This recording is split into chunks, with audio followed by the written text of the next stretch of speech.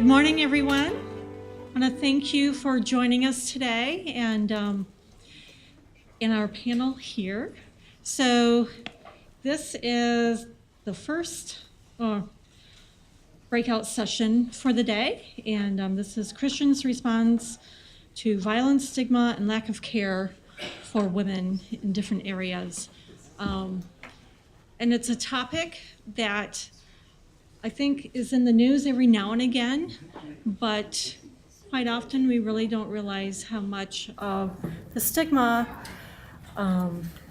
is hidden and how it affects women when we don't really even realize it. There are also lots of times when it's very overt, and as Christians, we really need to pay attention to that, but also go as God leads us and as the Spirit leads us. So I want you to join me in welcoming our panel today. I'm really excited for this and for the expertise and the enthusiasm that each of them bring for this very vital and sometimes difficult conversations and information that we need to have and we need to know about. The first speaker that we're going to have is Emma Cain Smith, and in talking with her, I learned that she has been drawn to DR Congo for many years and was really very encouraged when she got the request to do some work there. And it's not an easy place at all, and this is a topic that is, I would think, would be most challenging, but it's something that I think is vitally important to have faith communities addressing, and really probably can address in a more holistic and encompassing the spirit as well as the bodily things that happen and the physical things that happen. So please join me in welcoming Emma up here. I think your point is right there. Okay, thank you so much. My name is Emma Smith Cain, and up until the end of 2016, I served as the Protection Program Manager for Samaritan's Purse in the Democratic Republic of Congo. We're based in Bunia, which is along the northeastern border of DRC, close to Uganda.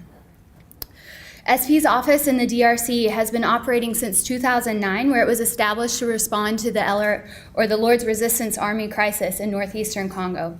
Since then, the office has responded to the protracted conflict throughout many of the major provinces, where they continue to provide life-saving interventions, including food and non-food item distributions, agriculture and livelihoods, nutrition, and maternal child health, protection, and ministry programming. They serve more than 250,000 people every year who have been displaced from their homes or otherwise affected by the conflict. Today I will be talking about SP's pioneer and pilot protection program in DRC that sought to address one of the largest problems facing the population there, sexual and gender-based violence. Since we have such a limited time frame today, I want to be sure that I communicate the highlights, which is why we chose this intervention, the program methodology, key results from year one, key challenges to implementation, and future applications for other organizations. We had been working in these communities that we chose and with these churches for several years prior, and we have borne witness to the high rates of sexual violence, to women who were abandoned by their communities and their families because they had been raped. We had seen other secular organizations come in to do protection programs, but leave with little more than some collected data and the same story happening over and over again.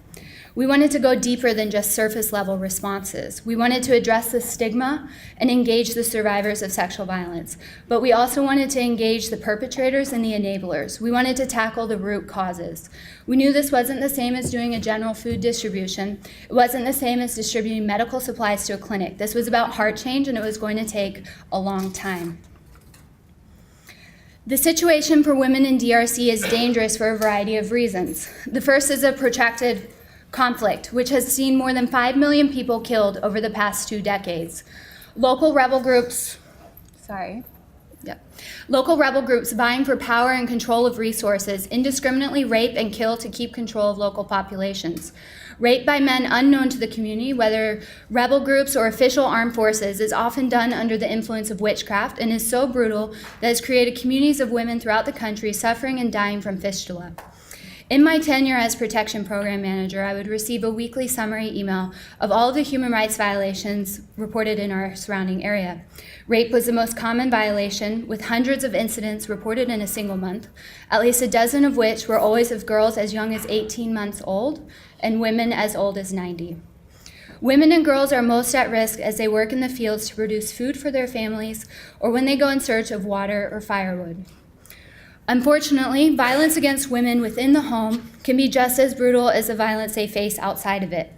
Due to the decades of protracted conflict, the majority of the population in the area where we were serving are suffering from varying levels of trauma.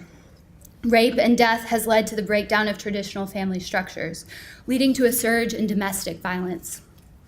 More than half of the respondents of our recent community-wide survey agreed that there are definitely times a woman deserves to be beaten. 72.4% of men and women in that same survey reported that a woman must accept violence for the sake of her family. Domestic violence is accepted not just as normal, but as necessary and right.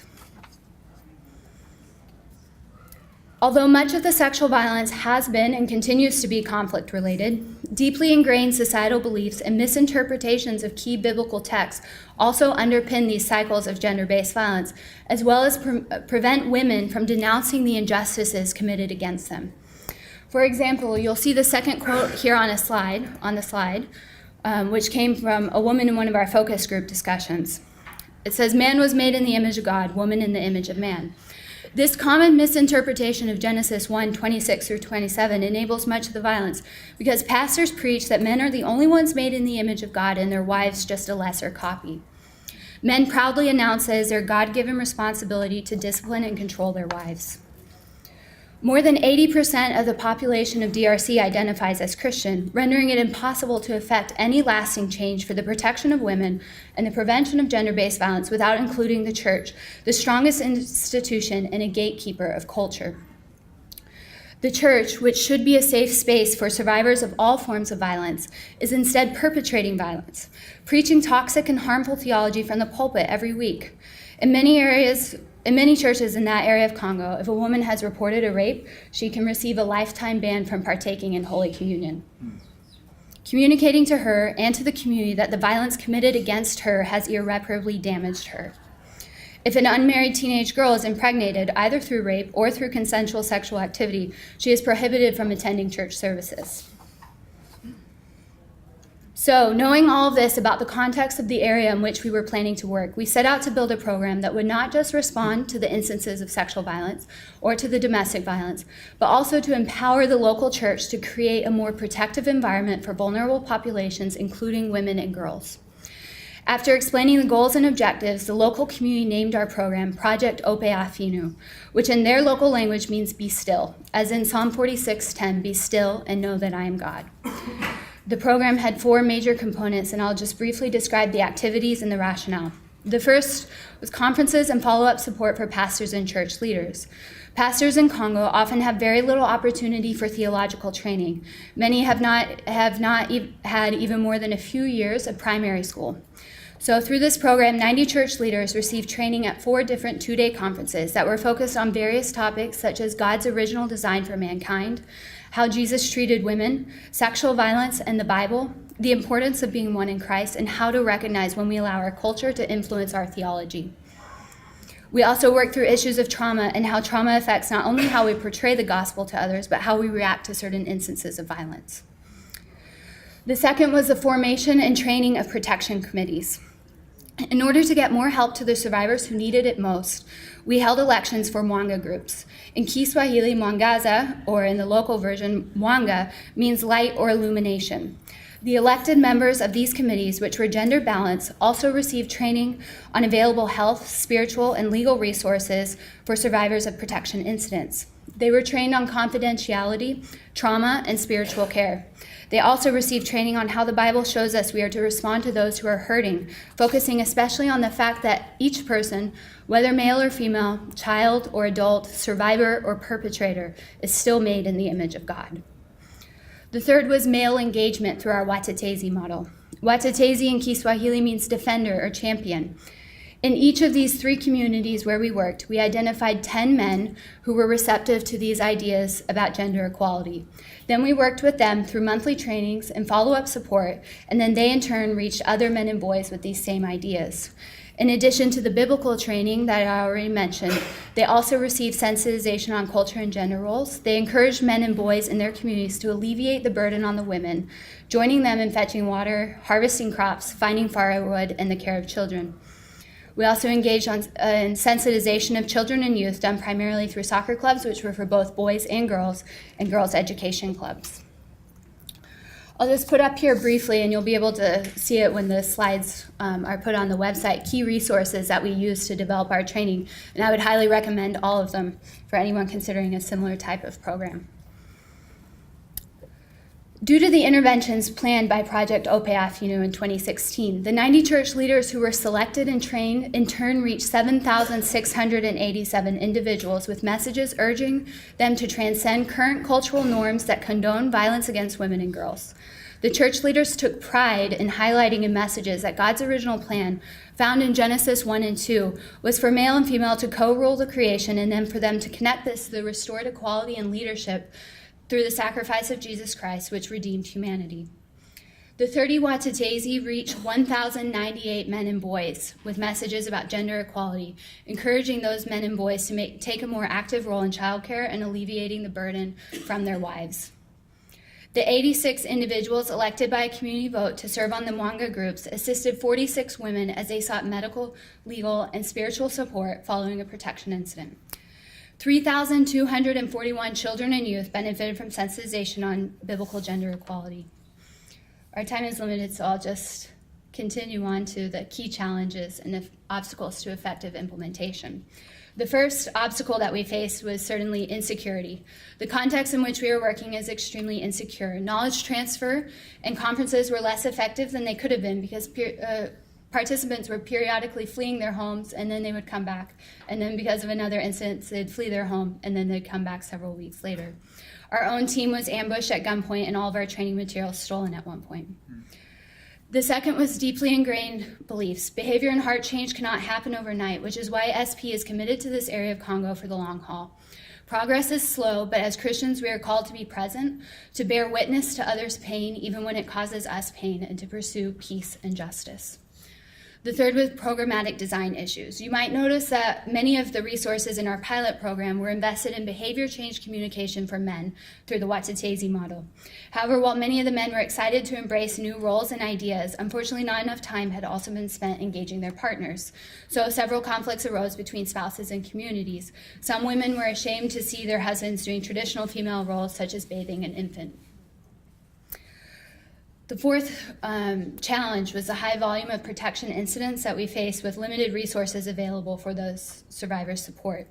As SP established itself as a protection actor in the area, women started coming to report incidents and to look for support. Fortunately, the original budget could not keep up with the sheer number of incidents. And finally, there was initial resistance from the protection cluster and other protection actors. The traditional protection actors resisted the methodology of working with and through the local church. However, by the end of the pilot program, the cluster asked for training from the SP staff on how to more effectively engage faith leaders on sensitive issues. We're now in our second year, and we're responding to those challenges. The major ways that we've done that are the restructuring of the Mwanga groups. They're now entirely composed of women as opposed to being gender balanced. We found that the survivors of gender-based violence only sought out the women members of the group.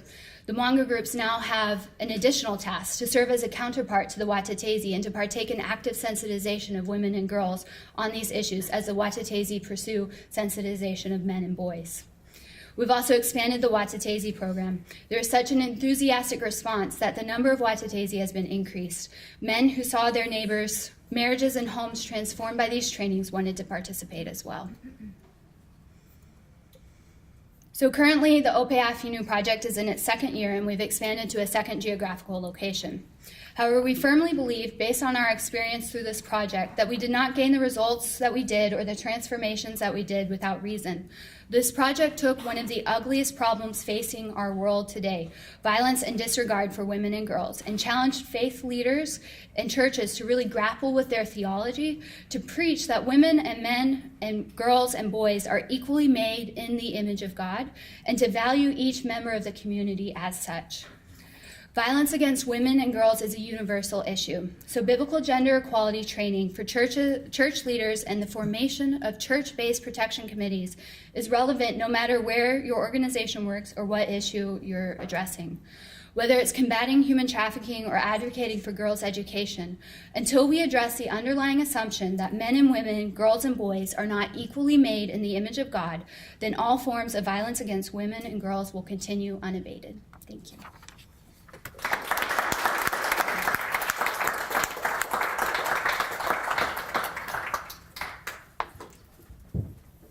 Thank you, Emma. It was really a lot of information on there, but really good, and glad to hear the call for the churches to be more deeply involved on that as well.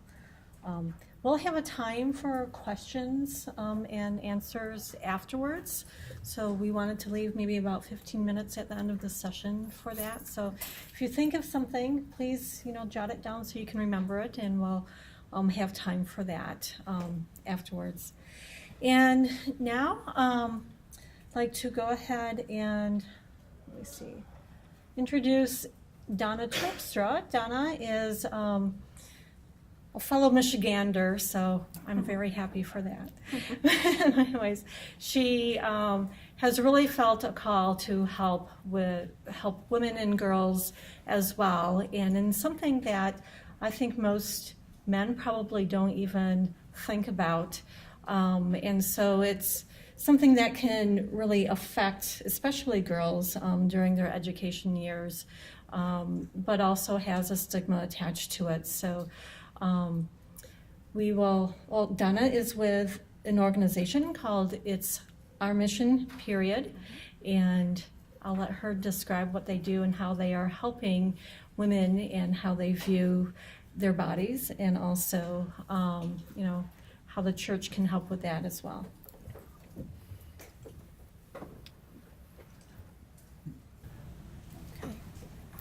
All right, good morning. This is a topic that everyone's not comfortable with, so take a breath. We'll do this. This will work. So, mine is still not showing in presenter view. I don't know if you know how to do that, but we'll go with that. We'll do it that way. All right. Okay.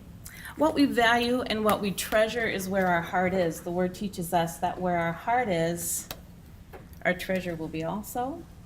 And so she's worth it. That's really the theme behind this whole presentation, is women have value. And as Emma was just teaching us, that's not really the norm in a lot of our countries. So we're going to go ahead and we're talking about women are worth it. She's worth it, she has value, and that's where it all begins. Every year, 2 million baby girls disappear due to sex-selective abortion, infanticide. It's hard to imagine, but it is 2 million every year. Millions of girls disappear due to gendercide, simply because they are female. In the last 15 minutes during Emma's talk this morning, 60 more girls have disappeared. All right, in this picture, when I found it, I imagined what it was like for all the little girls that are doing recitals. It looks like something we might see here in our country. But the truth is, if you look to the left and the right, those are their grooms. 1 in 3 girls are married before the age of 18. Girls do not have equal access to education, and as a result, over 500 million women and girls across the world are not educated to read or to write. Nearly 20% of a girl's high school learning is lost due to the lack of hygiene supplies.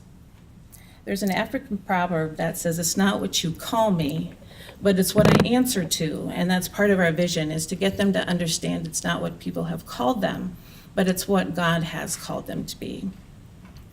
So after listening to all the statistics, you know that we have a problem. Americans like to fix problems. So we have a problem, we have a challenge, let's fix that. We want it to go away. We don't need it to go away. We just need to find a workable solution. So rather than just giving them maxi pads, which is the first thing everyone will say, can't you just ship them some maxi pads? We need to let people know it's not always about fixing it. It's about changing the thought. It's about changing the practice. So it's not just about throwing the disposables at them. I want to bring your attention to disposable convenience that leads to environmental consequence. While maxi pads are quick and easy, I want you to do some math. When we do any of our calculations, we figure 20 pads a month. That's 4 pads a day, 5 days for a normal cycle. That's 20 pads per girl. If you look at the bottom column, 100 girls in a school is very doable, not very large. If they are going through 20 pads per girl per cycle, you quickly end up with 2,000 used pads, and that's a month. That's a problem. If you fast forward and do more math, if you look at the end of 12 months, you have 24,000 used pads piling up somewhere. There's no garbage man on Tuesday, there's no refuse, you cannot burn it, there's taboo for burning menstrual blood.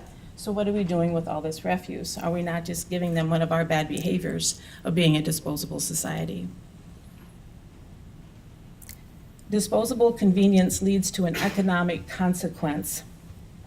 A woman's life is filled with choices. We made a painful discovery with the girls in our school. We found out they were prostituting themselves, and it wasn't for them to buy clothes or trinkets or nail polish. It was to buy tampons, which they couldn't use in the first place, and also to buy pads. That's heartbreaking, that girls are turning to prostitution to buy pads. She would be creating an economy with the only thing she has, which is her body. The cost of pads in Kenya is about a full day's wage. That means a young girl needs to ask her father for a full day's wage on something he knows she'll throw away. It's very difficult for them. This is our experience. If you desire change in the community, you need to reach women. The method that we use is we enlighten. We believe new thought brings new behavior. We empower. Receiving the truth of who and what you are as a woman is empowering for them. We also equip. We equip through training. We train through skills and vocational training. We've learned that a woman that does not value herself, if she's not loving herself, she really can't love others well. If you can teach her her value and she loves herself, better? If you can teach her her value and she loves herself, she will then love her husband better. She will raise her children well, which will reflect upon a healthy community. So we need to start with the hearts of the women. There is no tool for development more effective than the empowerment of women. And that's very true for those of you who've worked in the field. Once you get the women on board, the community will change. The hand that rocks the cradle really can change the world. We need to start with women for change. We believe it comes in a message. The message that we bring is an evangelistic message. I have found that this organization can go anywhere in the world because there will be women. It doesn't matter if you're doing a water project, a sanitation project, a construction project. When you show up, women will be there. So this is an easy tag along to any mission trip that you may take. But what we like to do is come along the side with an evangelistic message. Your message will determine on your introduction. We do everything with relationship. The relationship we have with the people that we go to work with will show me how much leash I have with how much evangelism I can bring. I bring with the true word that God loves women. I build upon that as I'm able to. We've gone into Muslim areas, we've gone into animist areas. We have no problem bringing the same message. They want us in for the practical solution, and the Holy Spirit then shows you the leash you have and how far you can go in the Word. We tell them about the biblical women that God chose to use rather than the biblical women who made mistakes. We talk about Rahab, and yes, she was a prostitute, but without her, the children of Israel would have perished. And it gives them hope, and it brings them truth. We tell them that God determined their gender. They don't understand that, but if you can get her to believe that she was made female on purpose for his purpose, things change. Your gender is actually the biggest weapon you have in the kingdom of God. Everything that I was called to do was designed before time according to his purpose and his will, and he poured it into a female vessel. And once you can get them to understand that it is your gender that equips you to be the strongest weapon for his purpose, they begin to see themselves differently. When we talk to these girls, we tell them they know about Jesus, they know about God, and what I want them to know is that God in his wisdom, who knew that redemption had to come to this world, could only choose one way to bring Jesus. And he didn't bring him on an airplane, and he didn't send him through a satellite, but he brought him through a girl like you. And we talk about Mary, and when they realized the power of Mary, who became pregnant, who had a story, who had a secret, like they do, suddenly they see their value.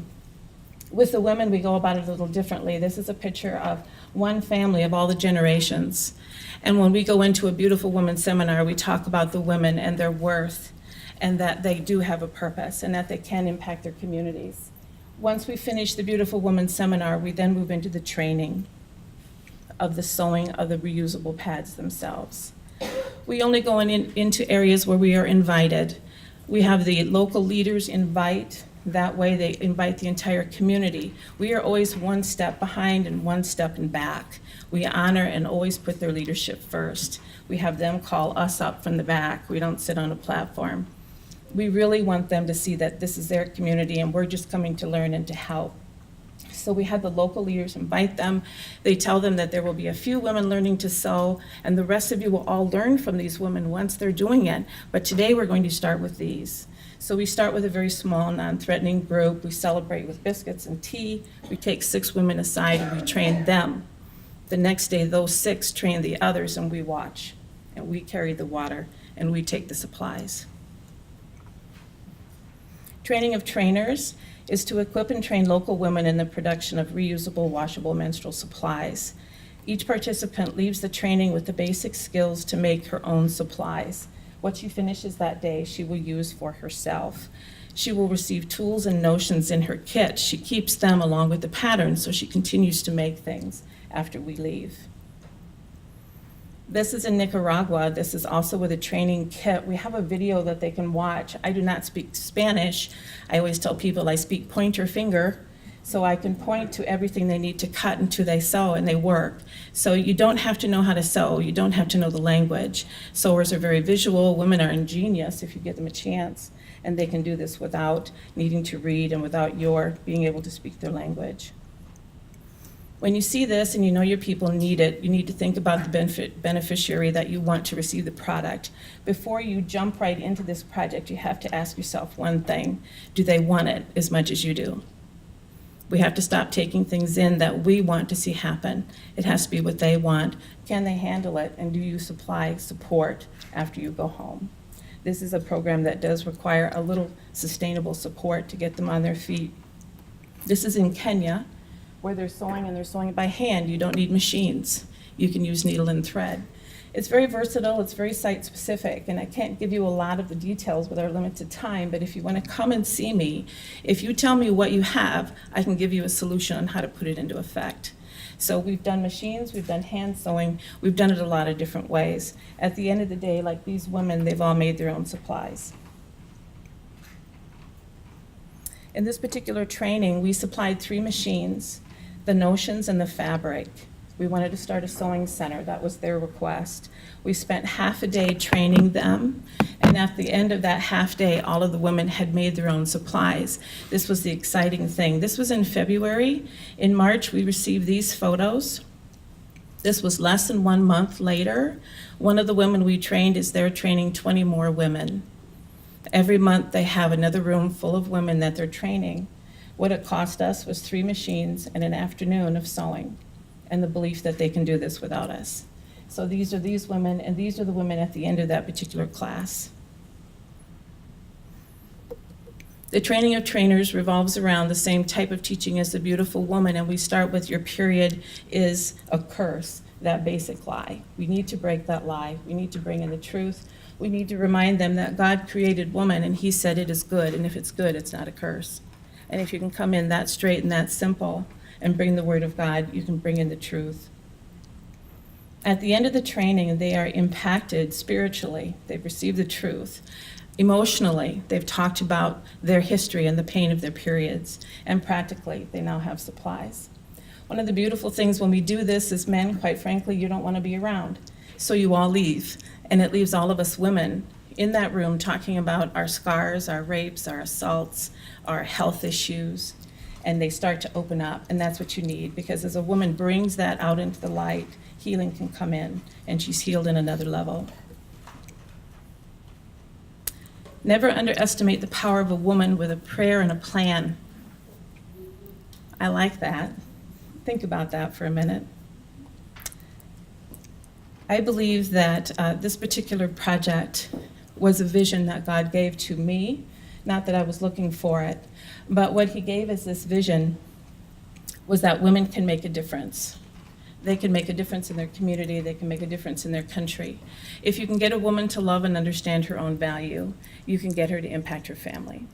The vision can run, and I was very encouraged. I was reading your bios, and I was on the SP site, and I was reading about Operation Shoebox, and it's been over 150 million boxes that you've put out, and I just applaud that. That was somebody's vision that came to pass.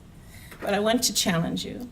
Every one of those 150 million children came from a woman who had a period. I think every one of those women should have an empowerment pack along with the children's shoebox. So be creative, think ahead, find a way that you can get women pulled into the healing process by taking care of a practical need. Restore the wonder of womanhood without stigma and shame. Restore the wonder of womanhood without stigma and shame. Thank you.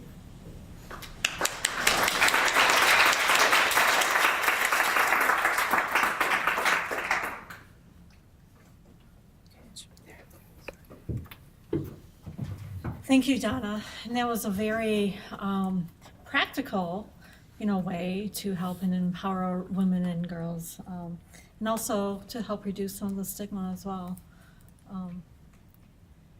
And something that I think we don't hear a whole lot of. Next we have Bruce Larkin, and Bruce is also with Samaritan's Purse, and has been working in Niger, right? And under some challenges, but really looking forward to hearing, to see what they've been doing there and involving the community, but also the surprising way that came. So thank you.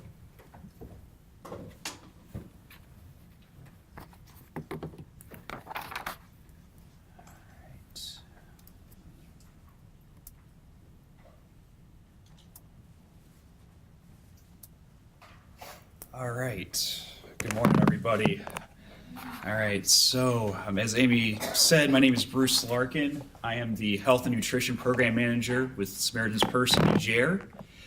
And Niger is a country that is 98% Muslim, and less than 1% of the country is Christian. That's combining both Protestant and Catholics. And due to this context, there are several different barriers that have come to play. Islam is not only a barrier in terms of evangelism, but is also a barrier in terms of maternal and child health and gender-based violence.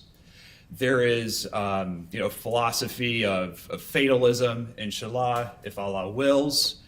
And so if my child dies of malnutrition, it's what Allah willed. I'm not going to do anything there's nothing that could have been done. Also, you have a desire to grow the Islamic population. Niger has the highest fertility rate in the world, 7.6 children, live births per mother. So it's a good thing if my wife has 10 children. It doesn't really matter if her health is put in jeopardy. And then, unfortunately, in a lot of Islamic communities, there's a low empowerment of women. And that's not to say that things are perfect in our churches around the world. We've heard, from Emma and Donna of different problems that are in Christian communities. But that's just all to say that in an Islamic context, there are unique challenges when it comes to maternal health. Also, as a Christian, an American evangelistic organization, There are many, many different problems that we experience when we come into a community. Rumors abound, rumors from different name tags you may give beneficiaries. Maybe they have spells, fetishes in them that are going to convert someone to Christianity if you put them on, to rumors about how we are forcing people to convert. We're not going to help them unless they become Christian. And so due to all these different challenges, what we've had to do is engage the entire community. We've had to go and communicate our messages on sensitive maternal child health topics to not just the women, but also the men, not just the local people, but also the village elders, the imams, the political leaders in the area, so that at every different point in the community, we have their trust, and we're able to have a dialogue. And what we have found is that this collaboration, this ongoing dialogue, has not only allowed us to talk about sensitive maternal child health topics, such as birth spacing, but has also enabled us to be more effective in our witness, that they are more open to hearing the gospel because they know who we are, and because we are just very, very transparent in all that we do. So I'm going to talk about two examples from our Bridging Gaps in Community Health project, which is in Tisguru.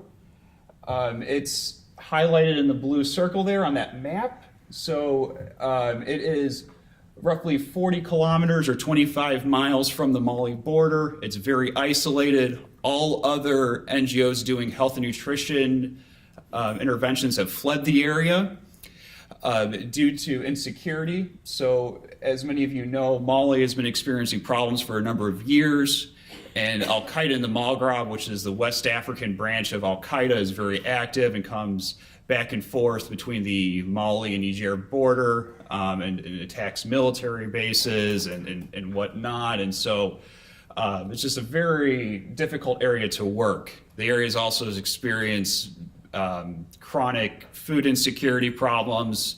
We did a survey a few months ago, and in the villages where we work, the acute malnutrition rate amongst children 6 to 23 months of age is 26%. It's very, very high. And so there are just a lot of different challenges to working in this area. And And then also, in terms of maternal and child health, we're working with 11 villages with a total population of approximately 11,000, and there was no maternity ward for any of those people in that area. And so you would have to commute about, it'd be roughly 25 kilometers to the nearest maternity ward, and so that's just not feasible. And so what was happening was that most women were delivering at their homes, and those that were delivering at the health center were having to do so on a sheet of plastic outside. So not the most sanitary of conditions. And so I want to just talk very briefly about our approach in engaging the community.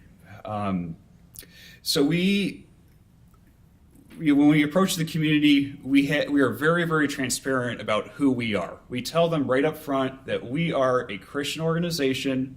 We are not ashamed of being Christians, but we also respect your guys' faith, and we respect who we are. We're not going to force you guys to convert, but at the same time, though, we feel convicted about the gospel, and we're going to tell you. And it's your decision to take it or leave it. And they seem to be okay with that. Also, we have parallel trainings with different members of the different populations within the community. So we don't only train women on maternal child health topics, but we also train the men. And then also we try to find a creative and sustainable method for the community to contribute to the specific needs in their area. So I want to talk about two examples. The first is a construction of a maternity ward. So as I said, there was no maternity ward. There was one hospital bed at this one at this one health center, and unfortunately, most of the births that were being done outside on a sheet of plastic wrap. And so what we did is we approached the men of the community and the village elders, and we explained to them why it was important for their wives to be delivering their babies at a health center by trained health personnel, and why it was important that there would be an adequate facility for this. And they understood the need after explaining to them a few times, and we struck a deal with them. We said, if the men in the community would construct bricks and would provide all the physical labor, Samaritan's Purse would provide hospital beds and the remaining construction equipment and then some medical supplies. And by the grace of God, as you can see in this picture, they agreed. And within about 5 weeks, we were able to, the maternity ward was constructed. And the Ministry of Health has sent a midwife to work at this maternity ward. It's just the grace of God that this worked out, and that they were engaged, and that they knew the importance of having a health center, of having a maternity ward. Another one of our activities is that we have focus group discussions with imams on family planning and birth spacing, which, as you can imagine, is an extremely, extremely taboo subject. And so we piloted this focus group discussion in June 2016, and we weren't chased out of the area. Things went relatively well. From my perspective, things went very, very well. And I'm just going to talk very briefly about some of the lessons learned from this. So we took all the imams from the villages where we worked, and right here, that is Saidu Bakwe. He is a former Samaritan's Purse evangelist, and so he was present.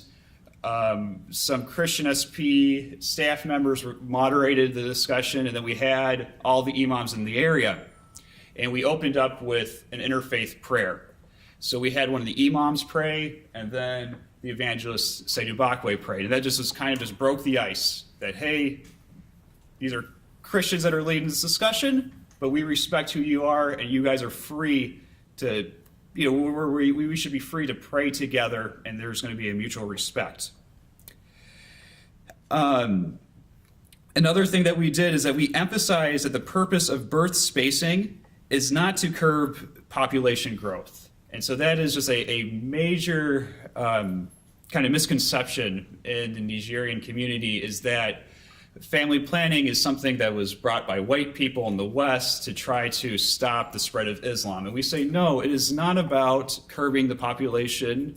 It's not the total cessation of childbirths, but it's the spacing of childbirth so that we could protect the health of the mother and protect the health of the child. And that's something which they were able to understand. And then we also, when it came to the religious aspect of maternal and child health and birth spacing, we didn't ask closed questions. I did some research, and I had a list of different Quranic passages which deal with some of these issues. There's one passage in the Quran which says that you should breastfeed your child exclusively for 6 months. There's another passage which says that you should care for the health of a mother. And so I had all these different passages laid out with their different questions, but we had open-ended questions, and then organically, a lot of the imams brought up those passages. And it was just really good because it was them that were realizing what their faith had to say about these topics, and how these passages can go and promote maternal and child health. Also, we had agricultural and pastoral examples, such as you shouldn't go and grow your fruits and vegetables too closely, or else they're not going to grow. I know maybe it seems a little bit demeaning to explain, but it was an idea, it was an example that they were able to understand, and they were able to apply that to the health of their wives. As a result of these discussions, many of our beneficiaries, many of our care group beneficiaries said that they felt empowered to go to the health center to talk to the nurses about the different family planning tools that were available to them because their imams were encouraging them to do so. And so we saw that there was this, this great, the synergy that was happening between having our focus groups discussions with the imams and also doing our trainings with the community members. Also, I'll be brief. This past May, we did a second very similar focus group discussion. We had all the same family planning questions, but then we added on a day and a half discussion on gender-based violence. And our approach was that in cases of emergency, every different population group is affected differently. So the needs of women are different than the needs of men, which are different than the needs of children. And that paradigm seemed to click with many of them. And I think what I will do is right here, just very briefly, I have kind of post-test, pre-test results from our discussions. And what I want to point out here is this first one is that during the pre-test, 66% of the imams thought that family planning entailed the permanent cessation of pregnancies, but by the end, all of them understood, the basic message that no, family planning is not about curbing population growth, but is about protecting the health of the mother. And so I'm going to just close right now with 1 Corinthians chapter 9, verse 22, in which Paul says, I have become all things to all people, that by all means I may save some. So we each work in different contexts, and each context, requires a different strategy in order to reach them. But it's important that as Christian humanitarian organizations that we meet our beneficiaries where they are, that we understand their mindset and we adapt our strategies to where they're coming from. And by framing our conversations around ideas that they are familiar with, namely Quranic text and animal husbandry, we were able to effectively engage the entire community in understanding their maternal and child health needs. So thank you.